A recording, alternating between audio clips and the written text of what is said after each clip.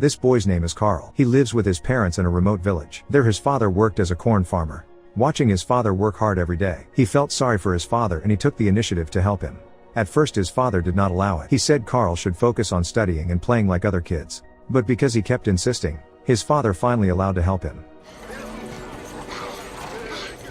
A few years later, Carl has grown up. While working in the garden, suddenly his mother came to tell him to get ready. It turns out that today is Carl's departure day to take part in the United States Naval Military Training Selection. At the moment of their separation, his father asked him to promise never to return to the village again. Sad though, his father still had to say those words because he wanted his son to be able to focus on work and become a successful person in the city without having to think about his family.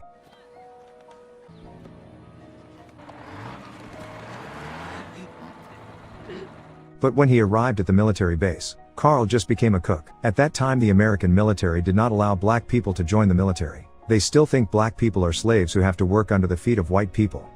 The next day Carl and his friend saw a white student in their class swimming.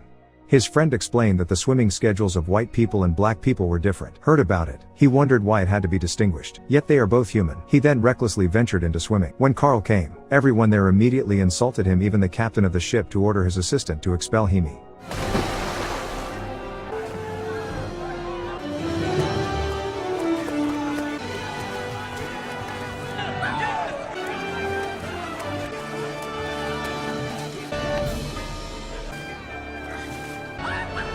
As a result of the incident, he was locked up in the punishment room. When the captain of the ship came, he said he was impressed by Carl's swimming speed. The captain then put him into the rescue swim team. Hearing that, Carl was very happy. He then immediately wrote a letter to notify his parents. The next day saw a helicopter crash in the middle of the sea. Panicked, the ship's captain immediately ordered a diver to save the helicopter pilot. After a long wait, the diver finally made it out. The diver's name is Chief Sunday. He is one of the divers with the rank of Master Chief in the Navy. Master Chief is the highest diving team. Unfortunately, even though the pilot was successfully evacuated, but his life could not be saved. Then a second diver descends to rescue the co-pilot who is still in the sea. Here one diver can only save one person, because in that year the diver's clothes weighed more than 200 kilograms. Time for the second diver to go down. The safety rope broke, causing the diver to immediately fall to the bottom of the sea. Chief Sunday then desperately jumps in to save him without wearing a wetsuit. In the end they both managed to survive. As a result of the incident his lungs were badly injured and he was admitted to the hospital. The doctor also forbade him to dive again until he was completely healed. Heard the doctor's verdict. He was so frustrated and he made a fuss there. The next day he was tried to account for yesterday's commotion. In the trial the entire military navy was present, including Carl. The captain then decided to demote him to coach the dive team. When the trial is over, Carl goes to the captain and asks to be allowed to participate in diving training at headquarters. He said he was amazed to see Chief Sunday's rescue yesterday, and now he is determined to become a savior like Chief Sunday. Seeing that strong determination, the captain's heart melted and he allowed him to switch divisions from the swimming division to the diving division. The next day, he arrived at the training camp. When giving the letter of duty to the guards looked confused because so far no black person had ever been allowed to enter the Marine base. It wasn't long before Chief Sunday came out. It turns out that he will be the coach at the dive camp. Carl then says the purpose of coming there, but Chief Sunday instead mocked him by saying that the black man did not deserve to be a diver. Black people just deserve to be cooks. Hearing his insult, Carl could only be silent and patient. After Chief Sunday left, he remained waiting at the gate until evening. When Chief Sunday returns, he was sick of seeing Carl still outside the gate. He then drove him back to his village. But Carl refused and said that he had promised his father that he would definitely become a member of the Navy. See his determination. He then finally let in.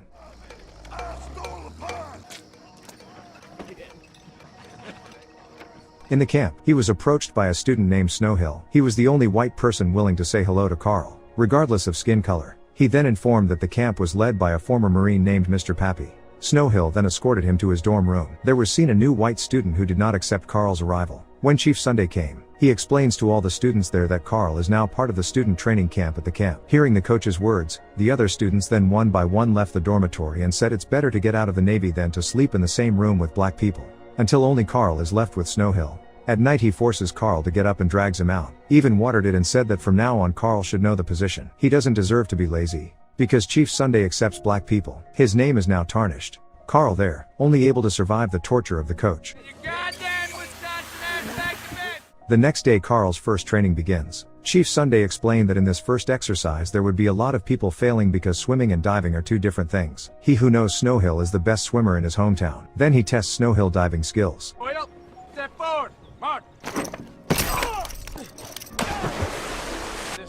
Travis to trust. I'm the only man that get through my car. Due to not being able to dive, he immediately took Snowhill out of training. Day after day passed. Carl along with other students continue to undergo training until the written exam arrives. He got bad grades. The officer will notify if the next test there is a bad score again. Then he will be expelled from training. During semester break, he chose to go to the city library to study. There he met a librarian named Jo. She is a student majoring in nursing. But when Carl asked Jo to guide him to study, she refused and said that the lesson about the Navy was very difficult, and it took months for Carl to understand. Seeing Carl's persistence, she finally decided to help him study.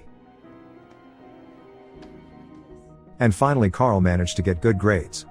In the afternoon Chief Sunday returned to teaching diving. He then orders 2 new trainees named Rourke and Ashar to weld the sunken ship. But when Ashar was welding again, suddenly the ship moved until it almost fell into a ravine. In the midst of the panic, Ashar's air hose got stuck. From above everyone heard Rourke and Ashar's cries for help.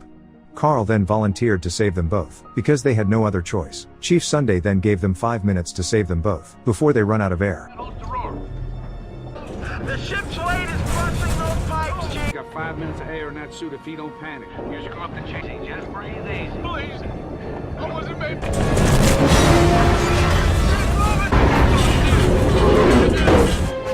While he was rescuing them, a frightened Rourke ran away from Carl. He gets annoyed but he stays focused on continuing his mission of helping Ashar. Never doubted it. And after that Chief Sunday read out the award from the Navy commander, but the award went to Rourke instead. Even though Carl has been instrumental in saving the lives of his comrades, the commander still refused to acknowledge his services just because he was black. The other students who saw Carl's patience feel sympathy and slowly they begin to want to be friends with him. The next day he called his family in the village. On the call, his mother informed him that his father had died. Heard the news. He is so sad. His mother told him that his father purposely did not tell him about his illness so that Carl could still focus on studying and achieving his goals without worrying about his father's condition, who was seriously ill. He then asked Jo to come to accompany him. While waiting, Carl is approached by a woman. Turns out she's Chief Sunday's wife. Saw Carl cry. The chief's wife then said that they both had the same fate. Currently she is also sad because of their wedding day. Chief Sunday instead chose to party with his partner. She then invites Carl to go to the bar where her husband is partying. When they get to the bar, suddenly all members of the Navy looked at Carl and reported it to Chief Sunday. Chief then immediately scolds Carl and says black people don't deserve to be there. Heard the insults. He became angry and for the first time he dared to go against his coach. With emotion he said that his coach was jealous because he was better than him. When Jo was at the bar, she was confused by the commotion. Chief Sunday then challenges Carl to a breath-holding underwater race. If Carl loses, then the chief will remove him from the training camp. But if Carl wins, he'll let Snowhill back into camp. Carl, who was very fed up with all the insults from his coach, immediately decided to accept the challenge.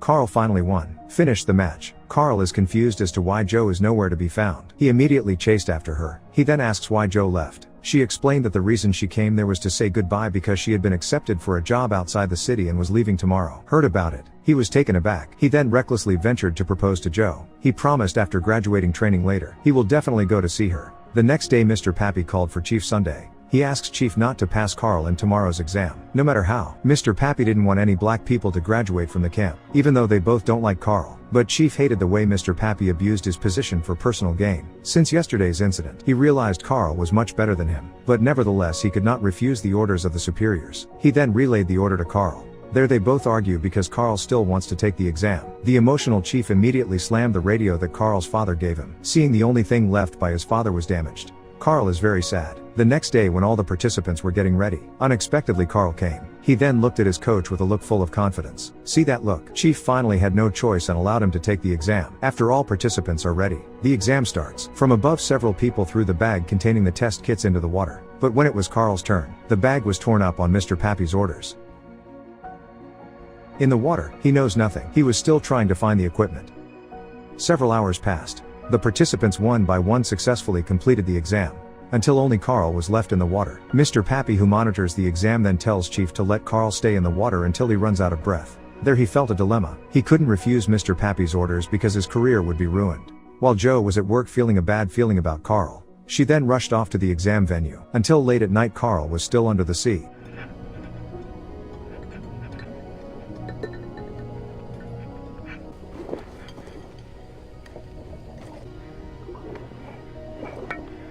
The chief and the other examinees seemed to be starting to get worried. Mr. Pappy kept shouting over the phone from afar to tell Chief not to help Carl. In the midst of worry, he finally decided to go against the boss's orders, and immediately ordered the other participants to raise Carl to the surface. But when they try to pull, Hold the line, hold that line.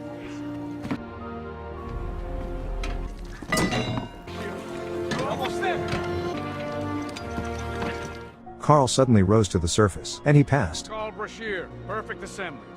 The next day at the graduation ceremony, Snowhill came to camp to tell him the good news and the bad news. The good news is that the Navy has allowed him to take up diving training again. And the bad news is Chief Sunday has been fired for defying Mr. Pappy's orders. By passing Carl, there he could only be silent. He then packed his things on the bed. He was surprised to see that his father's radio had returned intact. He found out that Chief Sunday fixed it. A few years later, Carl is now a senior diver in the Navy. He is also married to Jo and has a son. Currently he is carrying out the greatest mission in the history of the United States, namely to find a nuclear bomb that sank on the seabed. The commander told him when the bomb exploded, then the power of the explosion can make an entire region completely destroyed. At first the commander doubts if Carl can complete the mission alone. But he again proved to everyone that he succeeded about his success. Carl's success was broadcast live across America. Carl, who used to be despised just because he was black, now he is a hero. The commander then ordered the other members to raise the bomb to the surface. But when the bomb was lifted,